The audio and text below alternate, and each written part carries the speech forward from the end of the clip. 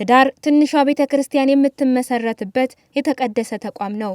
ነገር ግን በአሁኑ ወቅት በአንዳንድ ወጣቶች ዘንድ የሚታየው ትዳርን የመሸሽ አዝማሚያ ወጣቶች ኃላፊነትን እንዳይሸከሙ እያደረገ መጥቷል ሲሉ ቀሲስ ገብረስላሴ ሽታውን ተናግረዋል። ትዳር ጠል የሆነ ጄኔሬሽን ወይንም ትውልድ የመምጣቱ ጉዳይ ትልቁ ችግር አሁን ይሄ ነው። ለቤተክርስቲያንም ትልቅ ችግር ነው በነገራችን ላይ። ግን ለምንድን ነው ይሄ የሚሆነው? ሁለተኛው ጉዳይ መነሳት ያለበት ከጀርባው ምን አለ? ምንድነው እንዲጣላ ያደረገው? ወይንም ደግሞ ቢወድ ኖሮ እንዲወድ የሚያደርገው ምን ነበር የሚለውንም ነገር ጎን ለጎን ያሳያል ማለት ነው። እንዲጣላ ያደረገው አንደኛ ከጀርባ ያለ የቤተሰብ ኤክስፒሪየንስ።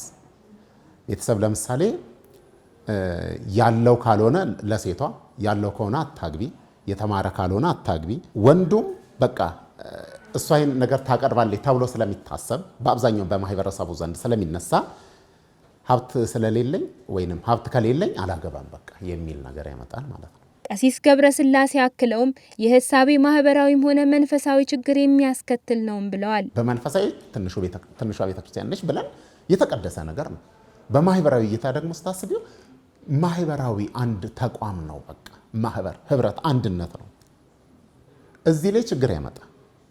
ምክንያቱም ሰው አልተጋባ የተጋቡ ሰዎች ህይወት ውስጥ ግን በቃ የተለያየ እንቅስቃሴ ታያለሽ። አሁን እነዚህ ነገሮች ሞራል ያሳጣሉ። ሰው ትክክለኛ ኑሮ የሚኖረው በነገራችን ላይ ትዳር ከያዘ ብቻ ነው። ወይ ትዳር ከያዘ ወይ ከመነኮሰ ብቻ ነው። ሃይብሪዳይዝድ የሆነ ህይወት የላትም ቤተክርስቲያን። እዚህ ላይ ትኩረት ቢደረግ ችግሩን በዘላቂነት ለመፍታት የቤተክርስቲያን አባቶችና ወላጆችም ለወጣቶች የቅድመ ትዳር ምክር መስጠት እንዳለባቸውም አሳስበዋል።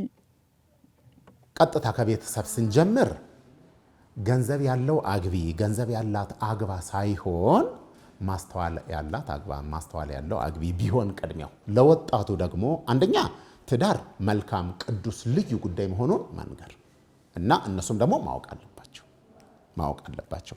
ሁለተኛው ትዳር መታሰር ሳይሆን ከእስራት መፈታት እንደሆነ ማወቅ አለበት አንድ ሰው። ቤተክርስቲያን የምትፈቅደው በሁለት አቅጣጫ ነው ህይወትን፣ አንዱ በምንኩስና አንዱ በትዳር።